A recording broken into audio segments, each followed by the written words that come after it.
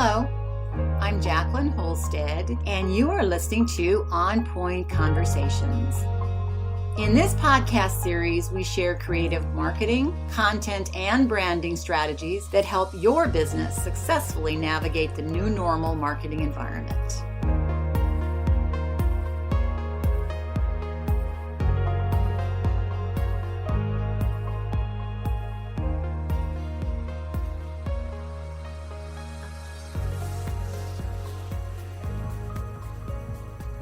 Hi, this is Jacqueline Holstead, as I said in my introduction.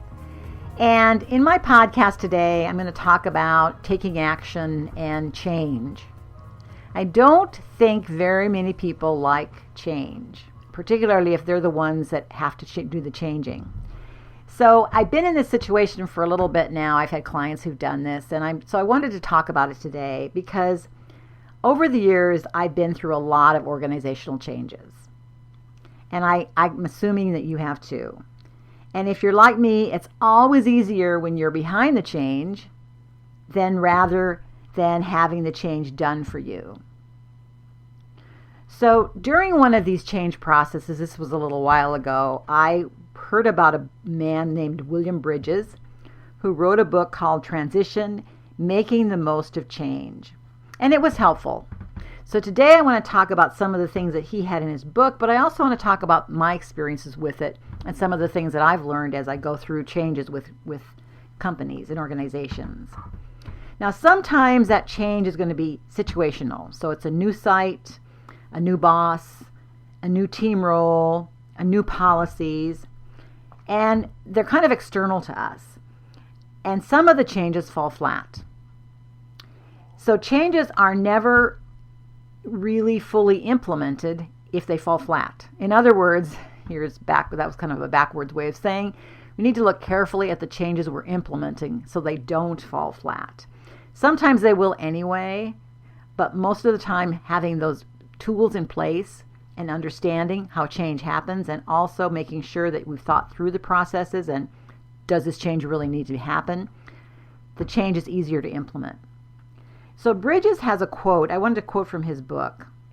He says, end quote, "Situational change hinges on the new thing, but psychological transition depends on letting go of the old reality and the old identity you had before the change took place. Nothing so undermines organizational change as the failure to think through who will have to let go of what when things occur." So when change happens, when it's something like anything, actually, moving a site, changing a process, doing something, we have people who have, those are psychological changes. It's not so hard to just write it down on paper, but now we're bringing people along who have emotional things going on and psychological. And people generally, even though they say they love change and flexibility, are less likely to like to be the ones that have to change or to move from an old system to a new system. So when this happens, there's really 3 stages of transition. Bridges brings this out too, but I've known this as I've gone through the years in this. The first stage is that there's an ending zone. So there's a place where old practices are going to be let go and put away because you can't really do the new while you're doing the old. You have to make a cut, a transition. So there is a definite ending to that transition. And secondly, there's somewhat of a neutral zone. That's where it's between the old reality and the new. And here the old way is gone and the new way doesn't yet feel very comfortable. So understand that there's going to be this discomfort. Discomfort is normal.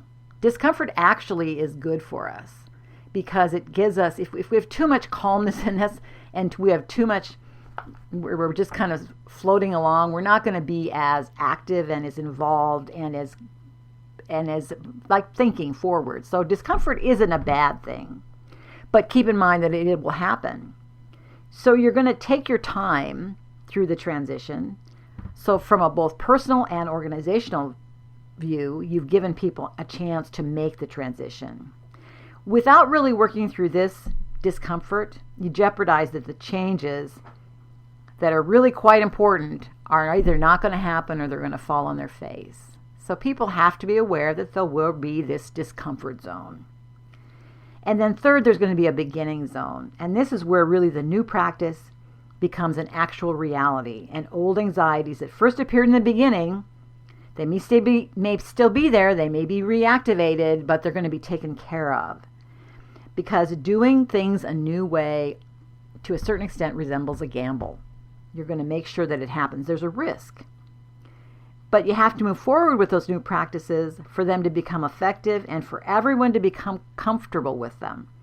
So you'll get there. I mean, we always did. We always do.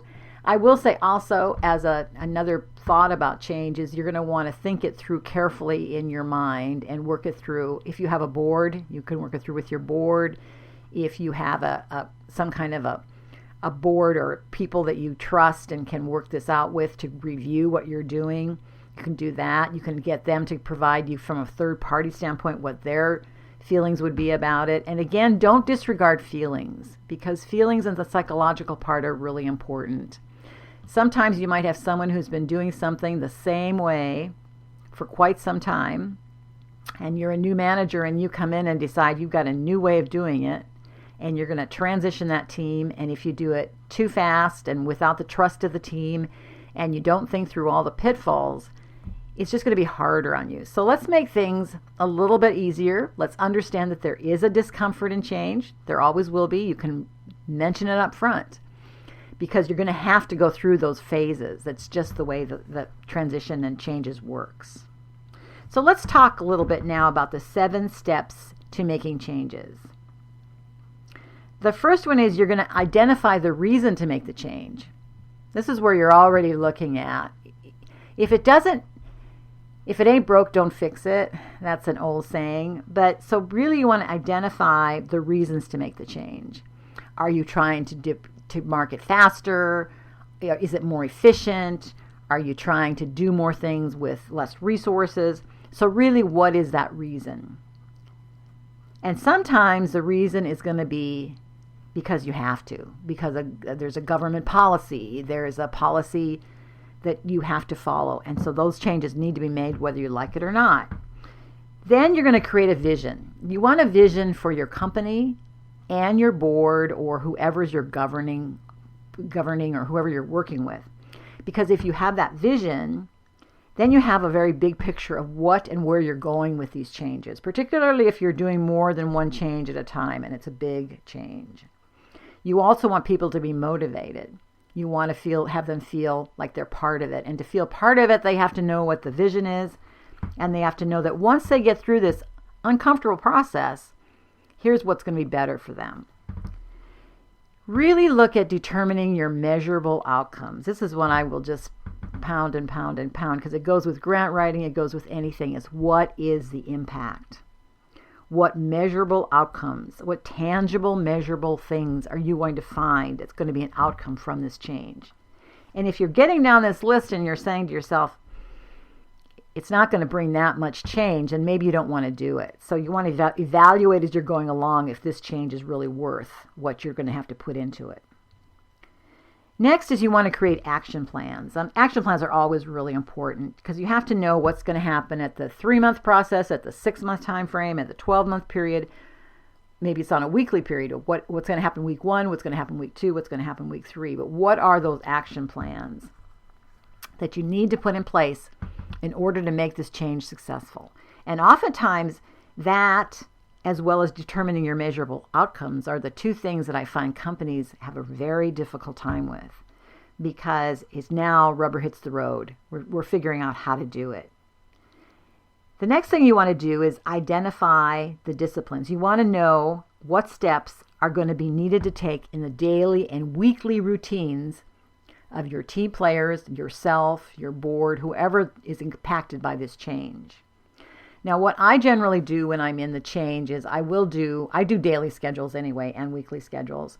So I just put into my calendar a set time when I might be working on that, if that's the kind of change it is. It depends on what change it is, but there are ways to put in your daily and your weekly routine the disciplines.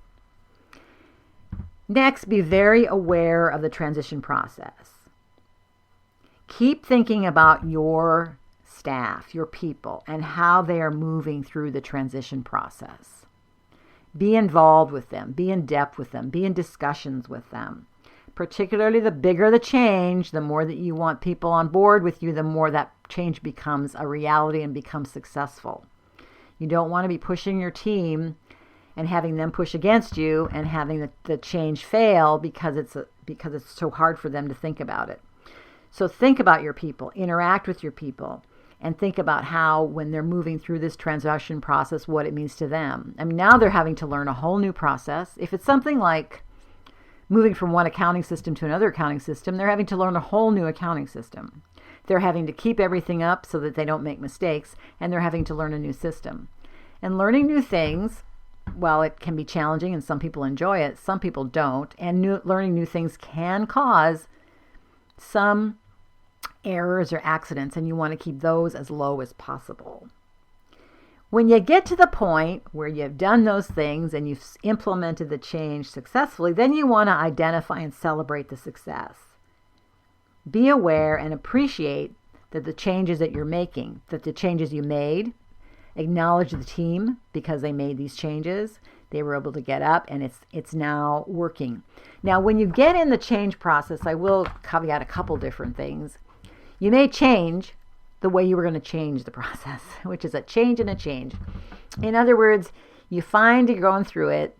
You thought everything through.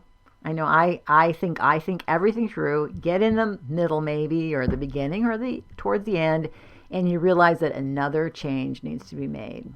Just be upfront with the people that you work with or work for you or your board, and let them know that this is a good way to do it. This is another way. Be authentic with them. Be honest with them. Be helpful to them.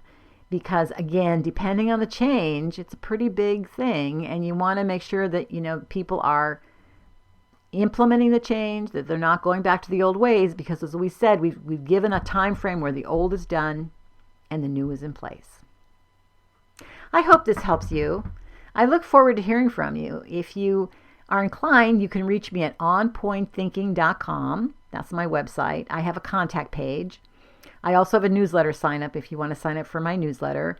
And if you want to send me questions of either things that you'd like to know more about, maybe you want to put some input into how your organization did a change and it worked well, or maybe it didn't work well, or you want another topic you want me to cover, questions, I'm always here for you. I answer those emails. I look at them, answer them myself. And I do look forward to having you learn from what I'm putting together here on On Point Conversations. Thank you so much, and have a really great day. Thank you for listening, and I invite you to join me next week as we talk more about specific actions you can take to reach your own business goals. You can find my library of other inspiring podcasts like this one at onpointthinking.com. Again, thank you for listening. This is Jacqueline Holstead at On Point Conversations.